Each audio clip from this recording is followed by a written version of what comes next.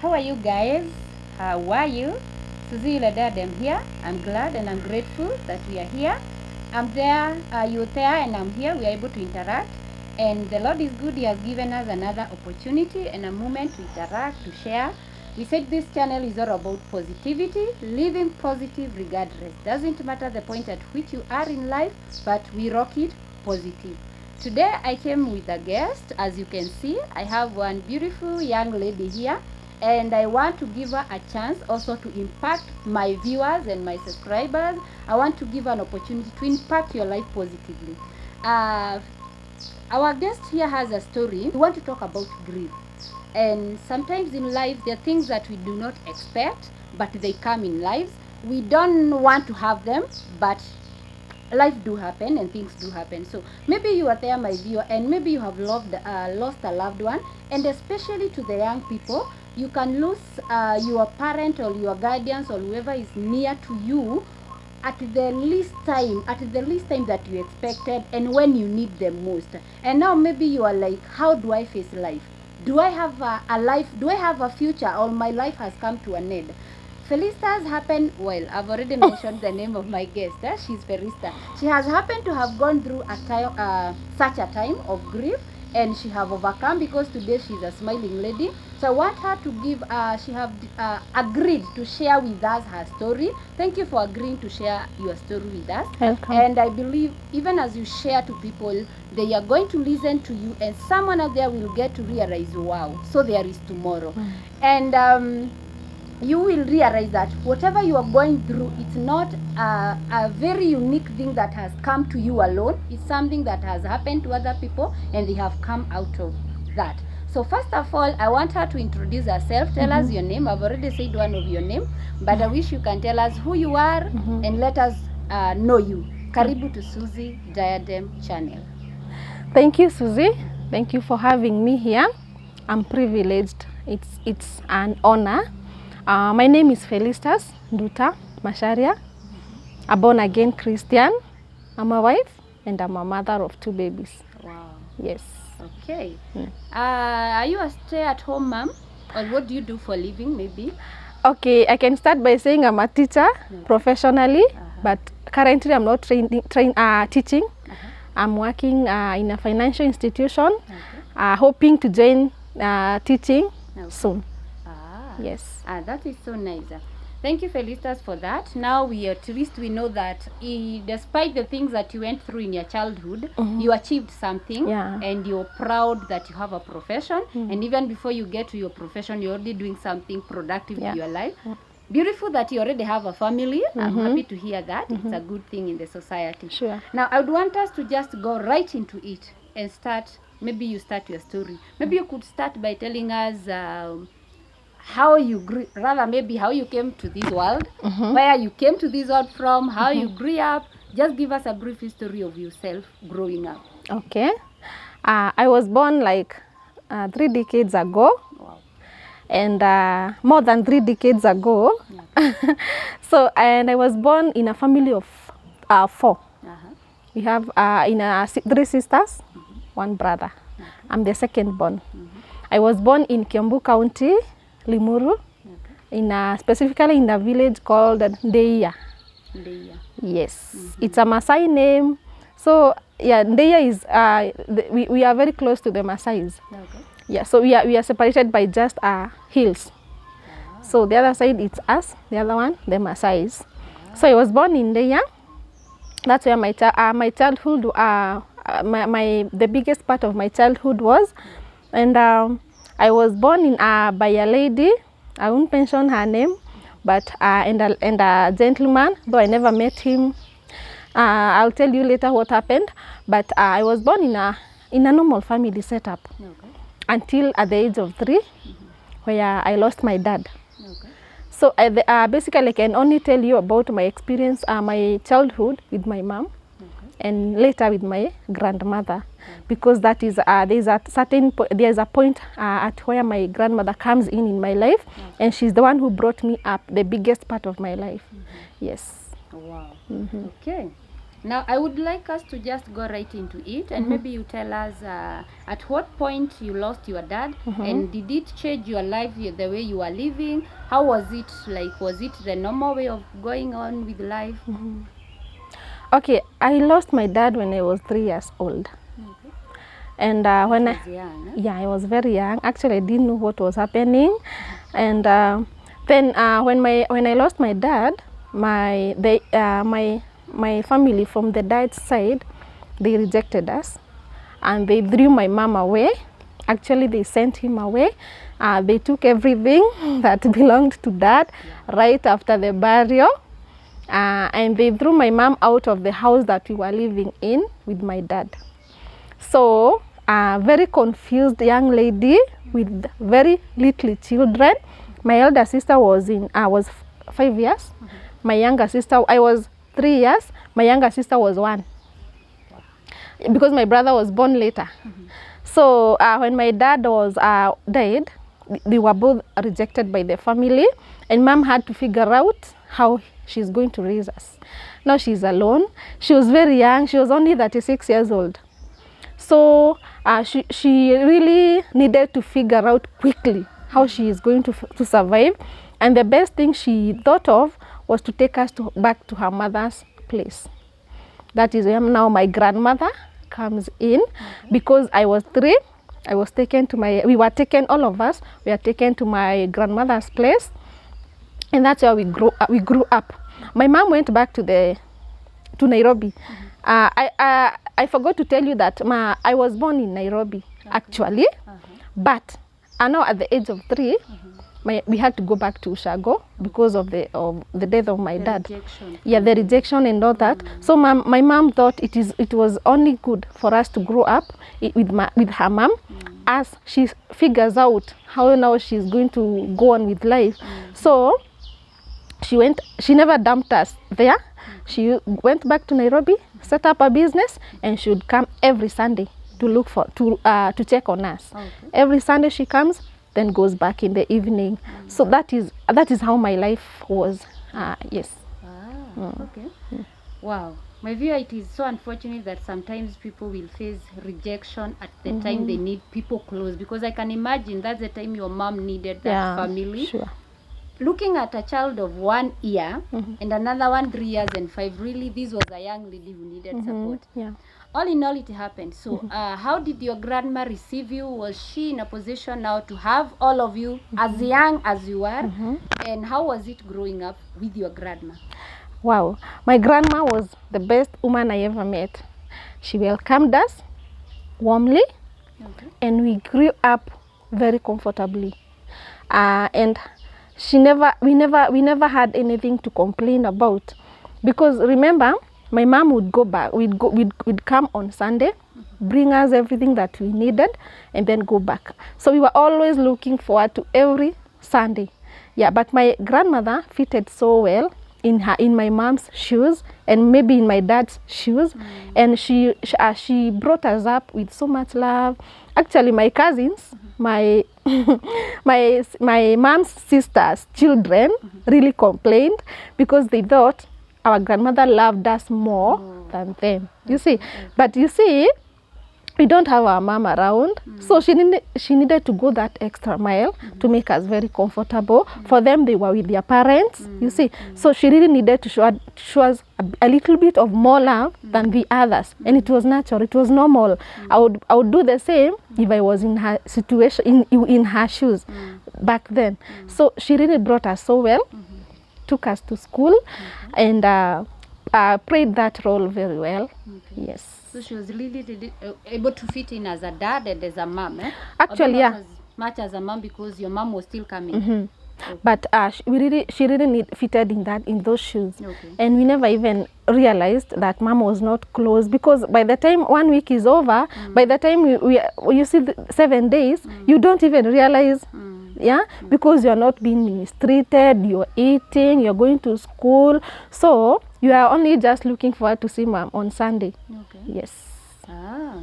Now, your mom bringing you up like this, I can imagine with those young kids, she's a young lady. So Yeah. in my imagination, I'm imagining she's still a young lady Very at young. this point. Did she at any point maybe thought of filling the gap and letting you have a dad, or maybe she got remarried? Did you ever have such? Yes.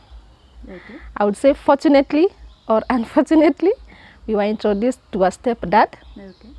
And it was not a pleasant experience for myself and my elder sister. For my younger sister, it was a bit easier because she was very young. We were introduced when we were introduced to a stepdad, I was in class 6, class 5, 4, 5. There. So it's many years later. Many years you were later. 1 when your dad left. I was so 3.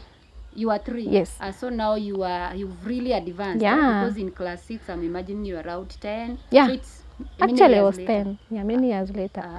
So for me to be brought a stranger and told to call him dad, I refused, and I rejected him. My sister also rejected him, but my younger sister really, she was very comfortable. So she used to call him dad, and so all favors were towards her. So she was always favored, taken out, brought gifts. But for us, you refuse to call me dad, you get nothing. And it was not a good, for myself, it was not a good experience. He never used to mistreat us, no. He never used to beat us, but just his presence, it was just enough to piss me off. Okay. Was there any other better way you would have wanted? Like you would have wanted to have maybe a different man, or you'd have wanted to be just you and your mom? Was there a better way you think that it would have been done? No, as a child, I thought you were better off without a dad. Remember, I have never had a man figure in my life, so I was thinking in my young mind. I was thinking, we were okay, we were doing okay. So what is this man for? Then another thing about him was that he used to drink alcohol and smoke, and he used to do that in our presence. So I had not seen a drunk man in my life. I've seen people smoking, but not people who are very near me.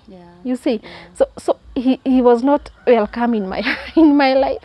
He had so many shortcomings that really put me off. But that's according to you, shortcomings according to you as a child. As a child. And even the simple fact, the mere fact of that he's in our life and you are forced to call him dad, that was not good. Okay. So for how long did that go? Did you at one point accept him? How do we have him in the picture all along, or will he have an exit? How is all that? Maybe you could take us through that. Now, remember we were staying with my grandmother. We could only go home in Nairobi during school holidays. So he was always there. There was no point at where we lived with him like permanently, but over the holidays, he was always around. And now, there was no exit. The exit was when my mom died. We never saw him again. So after the burial of my mom, we never saw him again. So he was all along in our lives. Yeah, from the time I was 10. How maybe your mom died? Okay, I lost my mom in 2001. At that time, I was in class 7 years, and I was in class 7, and my mom started getting sick. Remember I told you she used to come on every Sunday without fail. Every Sunday, and then during school holidays she would come for us, take us to Nairobi, spend the holiday there, then bring us back when schools are opening. Now she stopped doing that. She stopped coming on Sunday. She stopped taking us for the coming for us during the holidays. And we started feeling gonna change. And then that was also our lives changed gradually. We never used to sleep hungry. We never used to there was that life that my mom, she was a very successful business lady. She used to sell uji in Kawangware, and she was very known in that market, up to date. You go there and you tell her, I'm the daughter of this and this, and they remember her. So she was very successful in her business. She used to keep us, to give us that life, then the normal average life, you were having nice clothes, being taken out now and then, having those things that the village kids didn't have. You see, but now it started. The things started going down, maybe downhill. We started having, you see, you are drinking tea without, no, that was the most alarming thing as a kid. You're taking tea without sugar. It has never happened. So we started, and mom is not coming, and we realized it is now my grandmother who is going to Nairobi. She then she would come back and tell us, hey, I was with your mom. She sent greetings. And we were wondering, now why is it that mom is not coming? No, you see, we are still very young to ask questions. There were no phones those times, so you could not even communicate with her. So we started feeling, kuna kitu inaendelea. And we, okay, but now as kids, you just go with you flow with the current. So things started going from bad to worse. And there was a time, now during that period, when mom stopped coming, she gave birth to our brother, our younger brother. And now that is when she started now getting really sick. I remember there was a time, a lady from our village, she came to our home and told my grandmother in our presence, Mama so and so is not, Jerry, she was called Jerry. Jerry is not feeling well, and she is not even going to work. And now my grandmother went there in Nairobi the following day, and she spent 2 days. And we were wondering, gosh, what is happening? You remember we have been told, she has been told in our presence, mom is not feeling. So we started panicking. Now what could have happened? But now we had to wait for her to come in the report. And she came, she just told us, yes, your mom is not feeling well. And it's this and this and this. And we had even been told we have a baby brother. You see? So we were feeling maybe it's the period of giving birth. We knew she would rise up again because she was a very strong lady. Always hiding her challenges, always showing us her positive side. Now she was always very, very courageous and a very hardworking young lady, a very hardworking woman. So now it came a time where my mom was brought now to our grandmother's home. And also, after a week, her things were brought, her household things. They were brought by now the stepdad. And now by the look of her, she was not okay. She was very thin. She was not eating, and she really needed her own company. She never wanted us to be near her. And now that is when we started feeling, young kid. Yeah, she was. My brother was also was breastfeeding at that time, so she was like one and a half years there. Now you see, she's not. It came to a point where she's not even able to take care of my younger brother. And things went on and on. She became bedridden, and she could not even take herself to the toilet. And that was now when we realized, no, remember all this time, nobody is telling you anything. You are just seeing things, people are coming and going. You are just so confused. And no, you are not used to that life again. You're going to school with torn clothes, torn shoes.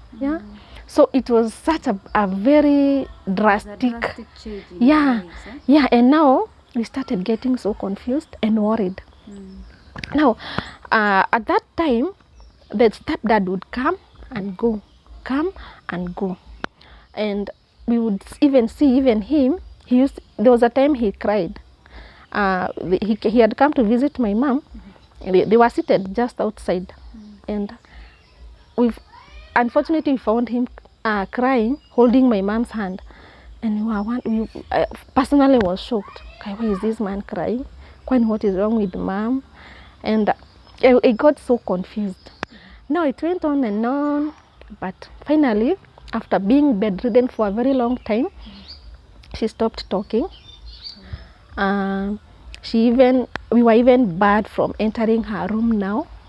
We could not go to see her. And we were really, it was such a very disturbing situation. And it came to a time, I remember I learned her death through my schoolmate. Now, remember, this time she's sick, we are having so many visitors. Yeah, from Nairobi, her colleagues, from her church, from my grandmother's church. So every day you're finding when you're coming out from school, you find visitors coming in, going. So we were used to that. But one day, now during that period, I really had a very disturbed mind, and I was always asking, okay, when I go back, will I find my mom alive? So I was always thinking about that while in school. I started dropping my performance. I was always top 3, number 1, 2, 3. Both classes combined. I was number 1, 2, 3. Now I started dropping. I came up to number 10. And I remember there was an English teacher who called me and asked me, she knew my story. She knew everything because she was just our neighbor. And she told me, now you know what is happening. You know what you do? You stop thinking about your mom and about every situation in your home because I don't like your performance. Yeah, you are a bright kid. Don't let these things affect you. Now you see, you are a child. Every day you're seeing your mom, you're seeing your grandmother so heartbroken. You are even stopped from entering your mom's room. You see, all those things, you cannot perform. No one is taking you maybe through counseling and telling you this and this. During my mom's sickness, nobody told us anything. Wow. Yeah, you only could see things happening. You see her maybe carried by people, taken to the hospital, then being brought back. You see those things. And then those times there were no diapers, so you could see pieces of clothes hanged outside, and definitely you knew those belonged to my mom because she could not go. You never saw her out. So you just know, you can imagine mom is not doing okay. And then I remember there was a time my elder sister came and told us, no, you know what, mom is sick and you should not enter that room. It was a message from my grandmother given to her by mom. Yeah, because her reason was she never wanted us to see her suffering. In that week, she cannot do anything. Now I remember my younger brother asking, that was so heartbreaking. Yes. Oh no, there's a time my brother, he was very tiny. Now he's approaching 2 years. He went. He saw my mom coming out. She was being taken to the hospital, and she asked her. You know, he had not seen her for a long time. He's always crying. I want mom. I want mom. Now there was now we used to tell her, mom anasikia uchungu. In Kikuyu, mom ni araturwo. So when he saw her being taken out, I think she was being taken out, maybe to sunbathe or something, or maybe taken to the hospital. I don't remember. And he asked her, mom, niora turu. Now it was the most heartbreaking thing. I think my mom really she broke into tears. And that is why she said she doesn't want any one of us to see her. Okay. From that moment, you are banned from entering that room. And now it is becoming even very difficult, because when you are going to school, you'd go to her, pray for her.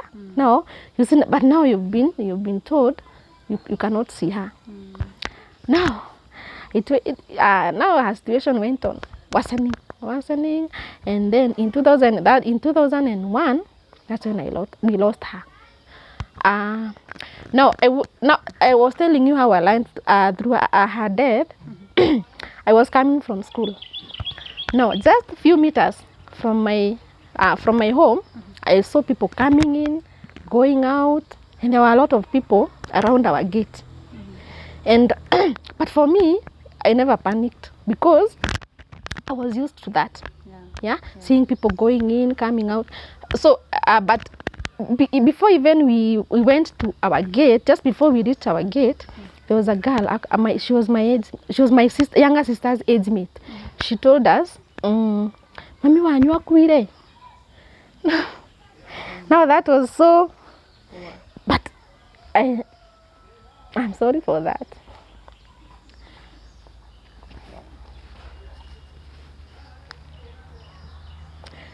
Now, so now we entered the gate. We were with my younger sister. She never took that seriously, and she asked the girl, so unataka ureda tuweke atia? You see, she thought she was joking. Yeah. But myself, that really hit me, and I really ran to her room, and it was empty.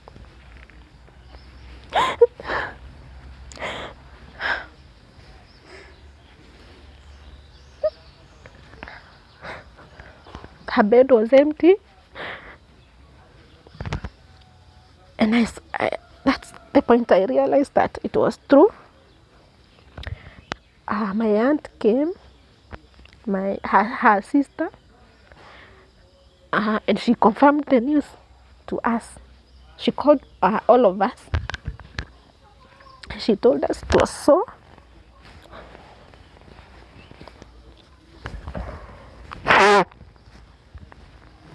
And that's how we lost her. After a very long period of suffering. She really suffered. I saw her suffer. Because I can imagine you said that she came home with a little child. Yeah. But this child has grown to a point that he's able to ask where is mom. Yeah. And you're able to, he's even able to talk to him like, Yes. Mom, you're right, Waru. Yeah. So I can imagine It such was a long time. Huh? Yeah, no, the most traumatizing thing was that now financially we were very down. And you know that period she had exhausted everything, all her savings. Her friends used to come changa for us. Then she'd be taken to the hospital and all those things. So I think people were also very tired. Yeah. So when she died, unfortunately, there was no money to take her to the mortuary. And I remember there was a room. It used to be my great-grandmother's house. So the mother to my grandmother, her house was intact. So that is where she was kept. Her elder sister, she's the one who used to treat her. And she stayed there for about 3 days. But now, her uncle, my mom's uncle, my grandmother's brother, younger brother, when he came and realized the situation, and he was told this is happening, he was the one who took her to the mortuary. No, that was 3 days before she was buried. Yeah. Now, something I don't think I've ever told anyone. Now, the most I don't think it is the most barbaric thing that was done or something. Her elder sister, my aunt now, used to call us, yeah, and ask her, do you want to see your mom? And you remember that mourning period, that mashakaya period, you're not so emotional because there are so many people coming, encouraging you, so you are so seeing so many people around. Now she used to call us and tell us who wants to see her mom. Then she would go open for us. Now we used to see my mom there. He was laid in an iron sheet and covered with a shuka, a bed sheet. And at that time, that thing never disturbed me. But later, it was so traumatizing. Now, if you may make us understand, why was she telling you to go? I don't know. Oh, you didn't request like? No, we never requested. No. Yeah, she was the one who used to tell her, do you want to see your mom? I think it was just a way of maybe helping us mourn, but she never knew it will really damage us. Because seeing your mom there, so helpless, and you know, she's never going to get out of there. And then my mom alikuwa ameisha kabisa. So it was such a horrific sight. And after the burial, I remember I really dreamt of that image. Every night it would come to me. Now after the burial, you know, after the burial, that's when you realize the reality of the situation. People have gone away. Those who are encouraging you have reduced. You see, now you are left on your own. So that is when I would just I would dream of that scene every day. Every time I see her picture, I feel so bad. I cry and I cry. Now, also remember when she was bedridden, just before she had banned us from coming to her room, she used to call me. Yeah, so I would still hear her voice calling me, that weak voice. You see, that weak voice calling me. Now, right after the burial. So, and then there was something else I used to dream of every day. I used to dream my mom, very energetic. Now how she was before. She was at that side. There's a river that is separating us. She's at that side, and I'm in this side. I'm trying to cross that river so that I can go to her. She's calling me. Yeah. So you'd hear that voice calling me and signaling me to come. But now the river is very steep. Is very wide. And then I used to see, if I jumped into this, I'm going to drown. Yeah. So I used to there was that struggle every night. You're dreaming of her calling you. So I went and told my grandmother, I'm dreaming of this. And she prayed for me, and she told me, when she calls you, tell her no. Tell her you will not come. And that's what happened. Now that night I dreamt again. And I told her no. Shosho said I should not come to you.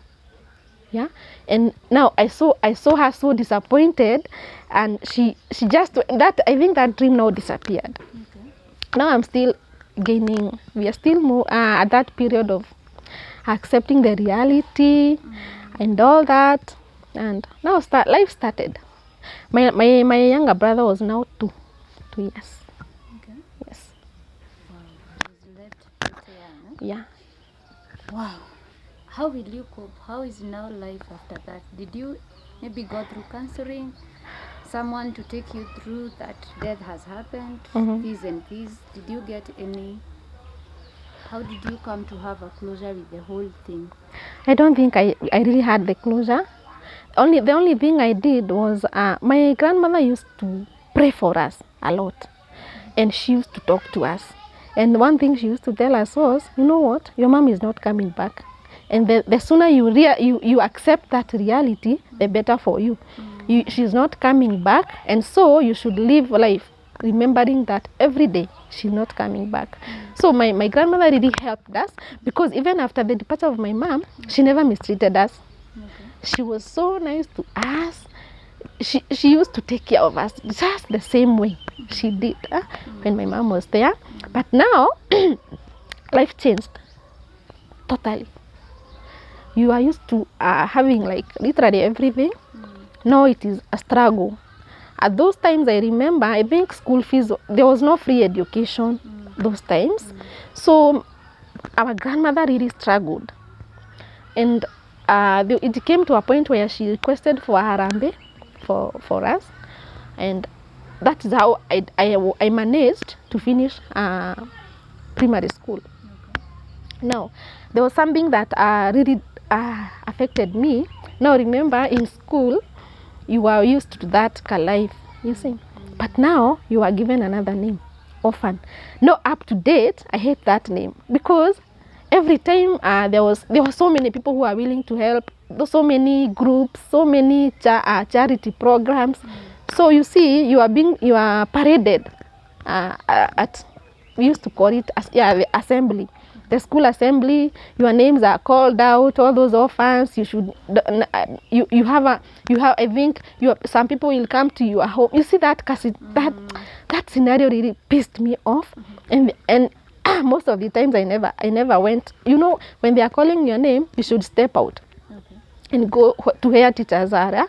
I never used to go. And they really had to drag me there. I really hated that name, and was asking, I was asking God, why do you hate us so much? Things are okay, and all of a sudden, and also, you see, as a child, there's something that, I don't know if it is me. I used to think nothing can happen to my mom. And I used to think my mom had such superpowers, nothing can overpower her. But now, all of a sudden, she's gone. So I was so disappointed in God. I was so disappointed in life. I was so bitter. Actually, I used to ask God, now why didn't you take the mother of this and this and this, because them, they have a father. Why didn't you take their mother? Because at least they'll be left with their father. Or I used to say, now, why didn't you take so and so? They have money, yeah, life will go on as usual. Why did you just pick on my mom? What did we do to you? So I was so bitter.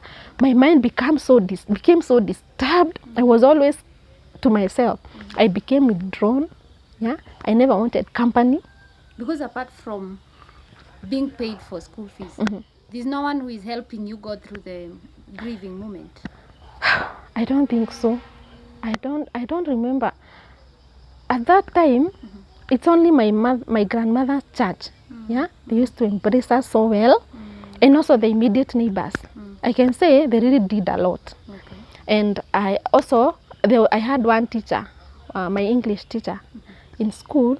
She was really concerned about me, and she used to take me to her house, talk to me, yeah. And if she sees me with a torn dress, she would tell me, take that dress to the tailor, then bring me the bill. Yeah. If she sees me with a torn shoe, at least she will tell me, take that to somebody who will mend it, then bring me the bill. Yeah, so that is how maybe the society really helped us to cope with the situation, but not as much as There's stigma. Stigma. I will not talk so much of stigma. Big stigmatized. No. Okay. No, it's only that there was that class that you were, but now you are not there. So you feel, I don't belong here. When people, sometimes you're not even carrying food to school. Yeah, it's only teachers who are feeling pity, then they call you, eat their food. You see, then you are going. I would only say it was just a horrific experience. Yes. There's no mom to come over the weekend. Yeah. Like you would wait every other weekend. Yeah. Okay. Then there's this thing of being called an orphan. That really affected me. I never thought, I never saw it coming. Yeah. Because I would see orphans. I would think orphans are so disadvantaged people. Like they are I used to go to Nairobi and I would see the street children. So I thought those are the people who are. So I was wondering, so there's a time I'll go. This process will go until I end up in the street. You see those things that. The images that are playing in your mind. Yeah, as an orphan, I really never accepted that. Wow. Yes. Okay. So now, how did you cope up with life? How did you get to where you are? Did you get education? You got it because you said you are a professional teacher. Yeah. So maybe you could take us through that. Yeah, life went on. We adapted, and then we were happy again. And because I would only attribute that to my grandmother. She really struggled. Now, I got the education. And when I was in class 8, right before, after I did my class 8 exam, I lost my grandmother. Now, that was in 2003. 2004. You see, that's a period of a difference of 3 years. You've lost your mom. Then just before, when you are just thinking things are going to be okay, then you lose your grandmother. Now the person you are left with. The only person you know. The only person you know. And now my grandmother fell sick. Before dying, she was sick for a very long time. So immediately after 2 years, she started getting. After 2 years, after us burying our mother, then 2 years later, my grandmother started getting sick, and she would really get sick to a point where you would see her rolling on the ground, crying of pain. Yeah, and and that was after taking painkillers, the strong ones. Now. Now remember, you are still very young. You've just lost your mom. Then your grandmother is. My mind now became so destabilized because at that point my elder sister had gotten married. Okay. You see, and she had just gotten married. You see, now I'm the eldest in my house, in our house, I'm the one who will cook for her, go take medicine for her. Then when she's very sick at night, it's just me. Yeah, because my younger sister, you cannot rely on her so much. Then you have my younger brother used to be so sickly right after my mom died. He was always in and out of hospitals, and I'm the one who is taking him. Because now my grandmother was always very okay. But when she was not sick, she was very busy, always in the garden. So now my younger brother had gone to nursery school, the same school I was in. So you see, when he gets sick, I'm the one who will be called, take your brother to the hospital. And now I started now having that burden. Yeah, you have now your grandmother is sick. You have a younger brother, and life now started now getting worse. No, you are lacking. I wouldn't say we lacked food. We never slept hungry. I thank God for that. I've never slept hungry. I thank God for that. But now those basics. Now you are a girl. In class 8, I started having menstruation. Now your grandmother, she's not even capable of buying new pads. She doesn't even know what those are in the first place. So you know what I used to do? Hey, I used to use pieces of clothes. Yeah, there was like a blanket that was old. And my elder sister had shown me how to cut into size. Then you use and you wash. Then you anika them, so that for the next time you keep them somewhere for the next time. Yeah, so life was so difficult. Now you are not getting, even in school. In school you are not even comfortable. Sometimes you're not even carrying food to school, or you are carrying food that is just, I feel it's not up to the standard. Yeah. So there was that period was also not but I will thank my teachers. They really embraced us. Yeah, and they used to even to pay for my brother's medication. So when I take him to hospital, I then go back to the school, tell them I was told to buy this and this medicine, because hospital was always free for kids. So you take him, then you are told to buy medicine. If it was paracetamol and those things, I would be given, provided you have a bottle. So, but when you don't have, then I'll go back to school, ask for money, then go and buy medicine, then go back home. It's me, or it's also me who will cook. Back home, grandmother is sick. And that commotion, it really affected my life. Now remember, I've just done my KCPE, and my grandmother had asked me, Okwedatia. That's what she asked me. And I told him I would like to continue with my education. And because before mom died, when mom died, I asked my grandmother, now that mom has died, what will happen to our education? And my grandma told me, you know what, we don't have money, but there are people who have money. So just do your part,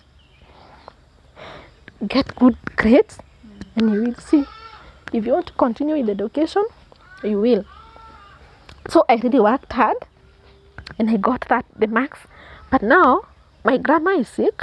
She's my hope, and she's now becoming even worse.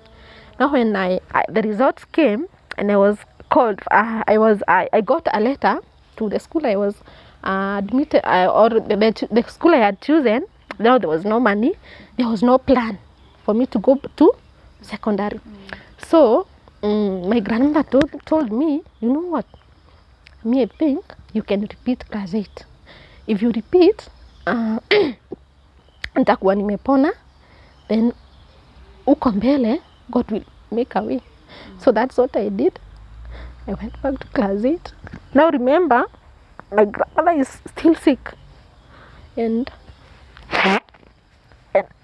even though I went back to school, I knew nothing will happen, because I can see her health is deteriorating.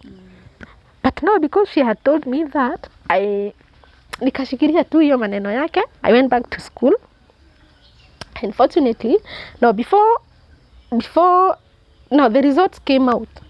Now it is the second year now. I'm sitting. Now she's getting very sick. Now she's bedridden. But I thank my aunts. In the compound, I have an uncle, my mother's brother. He was always there for us. And I really thank him because he really played a very, just the role of a father. Because sometimes you would get even sick yourself, and he would go get the medicine for you. He was very concerned about us. So I can say life was a bit bearable because he was always there, and he was also always there for his mom. But remember, he's a man. Yeah, he cannot cook. He cannot. No, I didn't tell you that this part of my grandmother's sickness, he had cancer, cervical cancer. And you know, for cervical cancer patients, they bleed. And it's like the uterus was wearing out. So when you are washing those pieces of clothes, you would no. There was a time my grandmother, before she was bedridden, she called all of us and told us, let me show you what I'm suffering from. She had she had put those pieces of clothes in a bucket, and she started showing us, yeah, the situation. And she told us, I really trust in God, and I don't want to give you, I don't want to make you fear, but I'm not okay. Yeah, you see what is happening to my body. This is what is happening. Now from there, she became very sick. Now I was the one who would wash those pieces of clothes, and you see, now I can see the reality. Yeah, you see, even when I'm repeating class 8, I was just doing it for the sake of it, because I know nothing is going to happen, because my grandmother, she's not getting well, and anaendelea tu akidhoofika, and she became bedridden at one point. And just after a short period, in 2004, I was also from school. Yeah. You're in class 8. I was in class 8. I was doing my exam. Now, my grandmother died before I seated for my exam. You see, now one day I came out of school. Now I am in class 8. I had repeated now, and I found so many people at the gate. At our gate. I never panicked, because, you know, even in my small mind, I was like, what say anything? Now I am expecting anything. See, hakuna kitu sijaona mimi. So when I came, that day, I think the news were broken in a let me say a dignified manner. But when you enter your compound, you can tell. Yeah, you can tell these are not okay. So I saw my elder sister, you know, when she had gotten married. So when she was told the news, when she came and found out it was real, she fainted. So I saw people carrying my elder sister as I was entering, taking her to our house. And I really knew kuna shida. Now when we entered, our aunts called us, all of us, and then broke the news again. And now this is the death that really hit me, because you see, now you have no one. For my mother, they used to tell us, hata usishtuke sana, because kuna watoto huwa wanaachwa and they have no one to look after them. But you are lucky, you have your grandmother. So it never really hit me so bad. But this one, it was now too much for me. I remember crying, asking my aunts who were telling us the news. Now, why is it always our homestead where people are dying? Yeah, why didn't God choose this and this family? What is happening to us? What did we do to God? Kwani tulifanyia Mungu nini? But they really encouraged us, and they took us through that process. Now you see, I'm now I'm a bit grown up. I understand what is happening, and I can see the future is not really bright for me and for us. Remember, still my baby brother is still very sickly. He used to have wounds all over his body. Yeah, so he's always sick, crying, always in and out of hospital. So I knew definitely no, this is my burden.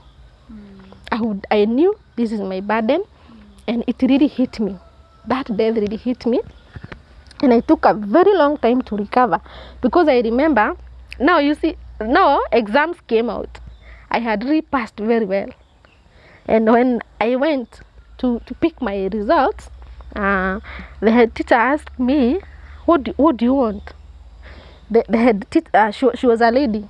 She was called, I won't mention her name, but she really walked with me through that period.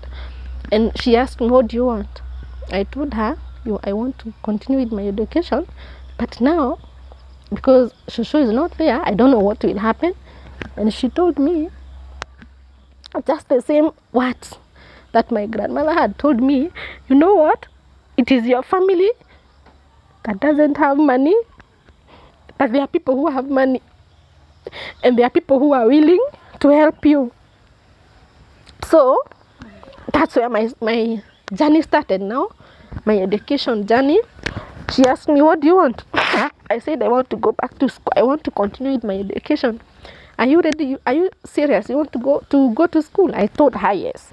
And she told me, I'm going to connect you to people who will educate you. Don't worry. Just go home, relax. And I'm telling you, by the time schools are, that time you used to wait for a longer period, not like now. By the time other kids are going to school, you will go to school. So I was relaxed, because I really loved education. Now, there's something. So that is how my education journey started. And now there was something that I will mention. All along, right after my mom's death, I saw a lot of support from my family, the society around, yeah. And I really wish that every orphan would be, if at all they find themselves in such a situation, things happen. I would wish every orphan would fall in the society that I was in, yeah, because you would even see ladies coming home with cooked food and all those clothes, yeah. Once in a while, they would come and see how you're faring. They would invite you to their houses, yeah. So they made the burden so easy. And I would encourage the society, yeah, to be very positive. Mourning and grieving, it is not an easy experience. And there was somewhere I was reading, grieving, it is not a sign of weakness. It is the price of love. Yeah? It is not. It doesn't mean that you are grieving even for a very long period. It's not that you're weak. It is the price that you are paying. Yeah. So I would like to tell the society, yeah, like I wish every orphan would find themselves in a society that I found myself, because I would even say my mom was happy, yeah, when she saw where she left us. Even maybe wherever she is, I know she's happy. My grandmother, I know she's happy. You don't have, it's not that everyone around you is very perfect, but the majority, they were very good. But I can do a disclaimer. Now, when my results came out, there was a lady who came to our house. And I wouldn't say maybe she was only looking for the best way to help me. And she asked me, now, ulipata marks ngapi? And I told her I had really passed. Ulipata marks ngapi? I had 325 out of 500. And I would say I had passed because that commotion was not easy. Yeah. Sick people in the house, those things. I really tried. So I told her, and she told me, hey, umepita vizuri. Actually, I had done better than her daughter. And her daughter was my friend. But now, she was coming to my house to ask me, to tell me she has a friend who is looking for a house help. And she wanted me to pack that night, and she will take me the following morning. Now, I was not very wise at that time, And I thought it was a nice offer because I'll start earning and I'll start helping my siblings. But again, I asked her, Nanya, no, gotigera my brother. Oh, I think that is what saved me. Because if I accepted that offer, I don't think this is the story I will be telling. I will be telling this story from somewhere else. But I declined. She was very disappointed in me because she told me,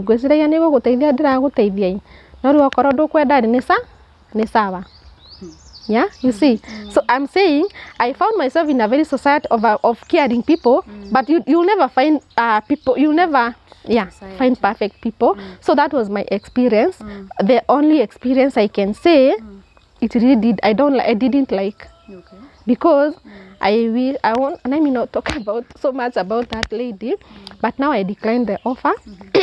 And my grandmother's church, I had joined it. Now, the pastor then was really my grandmother's friend. She was actually, during that period, the sickness period, he was always home. Yeah, always praying for her, encouraging us, telling me, don't worry. Even if he knew I was a bright student, and he used to tell me, don't worry, you will go to school. If you want to go to school, you will go up to where you want. So he really encouraged me. And now that when I passed, I went and told him, I got these and these marks, and I would like to go. And he asked me, what do you want? Every person I was meeting, he was asking, what do you want? And I told him, I would like to go to secondary school. And he asked me, are you serious? I told him, yes. And he told me, I'll find a way. Relax.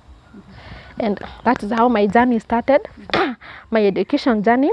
All this time, we are growing. Yeah, my younger sister is growing. My elder brother is growing.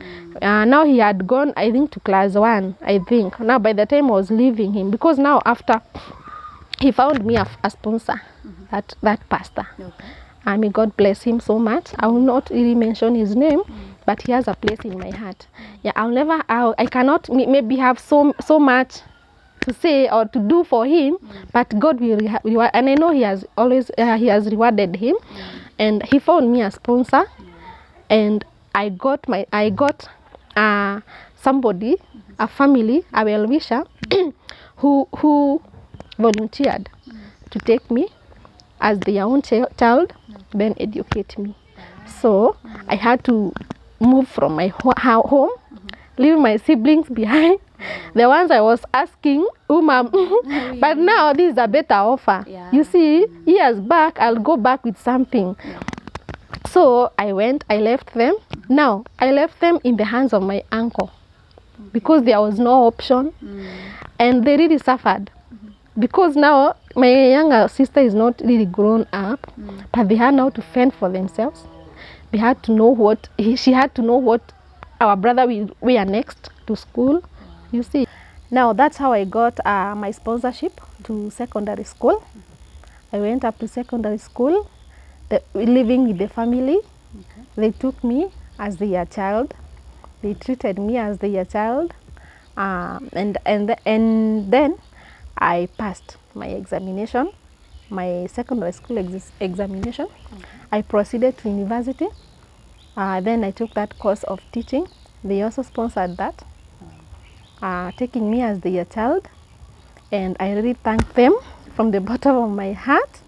I'm always, and in my life, I'll forever be indebted to them. And in my heart, those parents, that family, they have a place in my heart, and may God reward them. I pray for them every time that they will never leave this life without seeing the reward, without getting the reward. Yeah, the size, what they did to my life. May God reward them according to that, the impact they made in my life. Because I always ask myself, what if they never sponsored me? Of course, there were so many people who came out, like my primary school head teacher. She was very eager, ready to help me. But now the kind of help she was offering me, I would not have a place to stay. You see, I would be coming from home. I'll go to a boarding school, and the pastor who was in charge of me felt like I needed a family to also monitor me, monitor my spirituality, monitor my livelihood. So I needed to be in a family setup. So that is how I found, and I also thank that teacher. And also, there were so many. It was a group that really was very ready to help me. Also, my sister's side, my sister's father-in-law, he was very ready to help me. But now, in the kind of help they were offering, I would still be at home. So the pastor felt, no, you need a different setting. For you to excel, you need a different setup of a family, so that you can continue with your life very well. Yes, you had to sacrifice looking after your kids. You are no looking after your siblings. Yes. I had to sacrifice that. Yes. I had to sacrifice being away from them. I had to sacrifice not seeing my family. But that is the price I paid for my education. And here I am. I have a degree in education. Wow. And I'm still hoping and praying that I'll continue advancing. This is not where I want to stop. And I'm hoping that one day I'll get that PhD, because that is where I wanted. Remember, my grandmother told me, you are going to get an education up to the level that you want. So I'm always praying to God, may He enable me to reach that point, so that even my grandma, wherever she is, she will be happy. Yes. So this family, apart from now sponsoring you education, they gave you what I would say maybe parental guidance, where now you got like a father and a mother figure. I don't know whether it was a full, whether there is a husband and a wife in this family. Now you got in there. How was it, the parenting part of it? Awesome. Yeah, it was a couple, yeah, and they also had children in school. So it was a big sacrifice. They had children in secondary school, colleges. So I can say it was a big sacrifice. And actually, you could never tell who was who. I really fit in so well in that family, such that I never felt like I was not home. So they encouraged me to continue with education, took care of my spirituality, helped me grow spiritually, and even socially, because I was a very timid girl.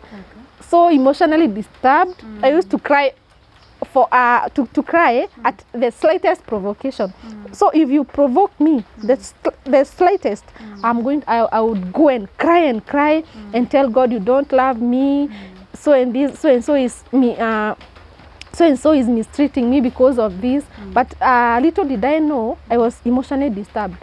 Yeah, and I was always fearful. Yeah, I was fearing what will happen next, because so many things have followed, so many bad things have followed when I was during my growing up. So many things followed, bad things. So I was fearing what next will happen. So I was so emotionally disturbed, but they helped me so much. I grew spiritually. I became very courageous. Yeah. So you would say that family helped you, gave you a family setup. Yes. You got the parental guidance and all that. Wow, we thank God for that. And my mindset was changed. Yeah, I came from being that timid girl who was always fearful to that bold girl who is always expressing her emotions, always saying what she wants. Yeah. Wow. So my viewers, our guests have shared her story. Such a tough story growing up, and such a happy ending. I must say, I'm proud of you.